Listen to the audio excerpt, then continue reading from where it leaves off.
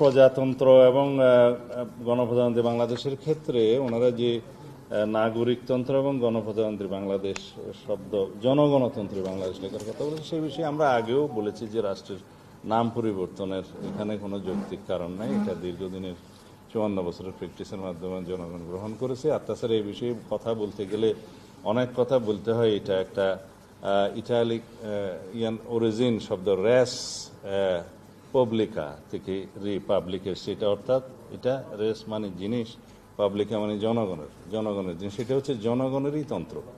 এটা কোনো রাজতন্ত্রের বিপক্ষে উচ্চারিত শব্দ নয়। এটা হচ্ছে জনগণ কর্তৃক জনগণের শাসনের তন্ত্র, জনপ্রজাতন্ত্রী এখানে উল্লেখ করা হয়েছে। এখানে রাজা এবং প্রজার কোনো সম্পর্ক নেই। আসলে জনগণ হচ্ছে সোভারেইন অথরিটি হিসাবে জনগণের নির্বাচিত প্রতিনিধিরাই সোভারেইন পার্লামেন্টে আসে এবং সোভারেইন হাউসে সার্বভৌম হাউসে জনগণের সার্বভৌমত্ব প্রকাশ করে এবং সেখানে আইন প্রণীত হয়। আইনই হচ্ছে এখানে প্রধান এবং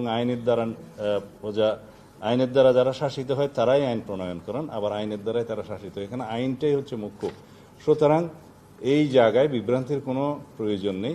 এটা গণপ্রজাতন্ত্রী বাংলাদেশ যেটা লেখা আছে, আগে সংবিধানের বাংলা যারা প্রণয়ন করেছিলেন সেটা গৃহীত হয়েছে, ওভাবেই থাকুক।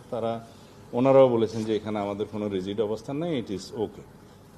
আর এরপরে আমরা রাষ্ট্র পরিচালনার মূলনীতিতে একইভাবে সাম্য, মানবিক মর্যাদা এবং সামাজিক ন্যায় বিচার, এই কথাগুলো ওখানেও আমরা ধারণ করার ক্ষেত্রে একমত হয়েছি।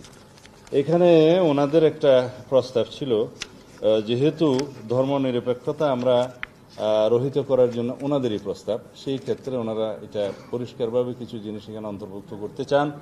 যেমন বাংলাদেশ একটি বহু জাতি গোষ্ঠী, বহুধর্মী, বহুভাষী ও বহু সংস্কৃতির দেশ, যেখানে সকল সম্প্রদায়ের সহ অবস্থান ও যথাযথ মর্যাদা নিশ্চিত করা হবে।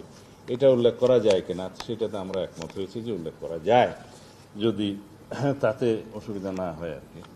আর বহুত্ববাদের কথা তো আগেই বলেছি, সেটা আমরা বিপক্ষে।